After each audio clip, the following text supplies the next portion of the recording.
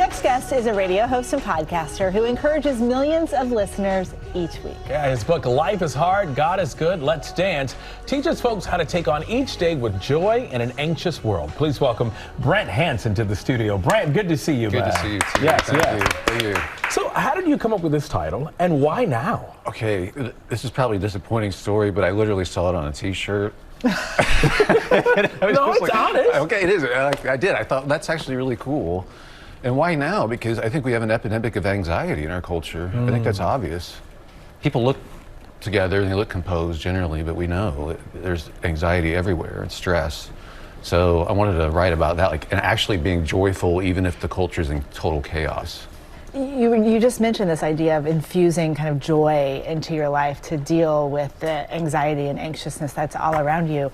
But in these days, in these times, how does one do that?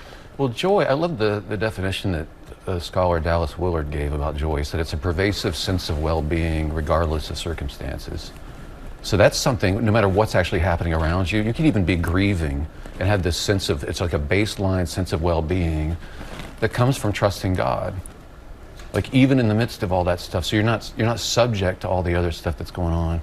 But if I'm dependent on other people's approval for my well-being, I'm dependent on my retirement savings, or I'm dependent on my politics going my way or whatever, like I'll always be anxious.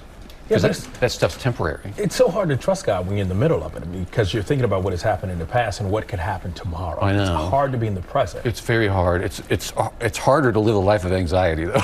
So that's the thing, too. I think everything Jesus says is actually genius.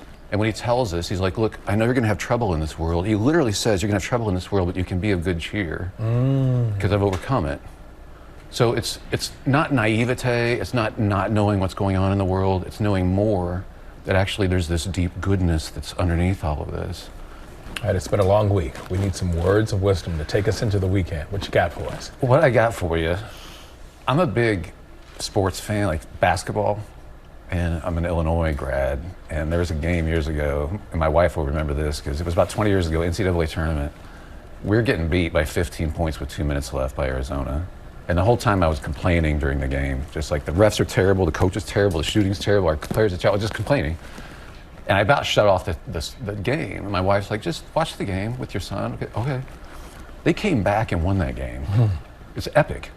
And I've watched that game on YouTube now about 2,000 times. But when I rewatch it, I'm not anxious. I'm not angry, because I know how it ends.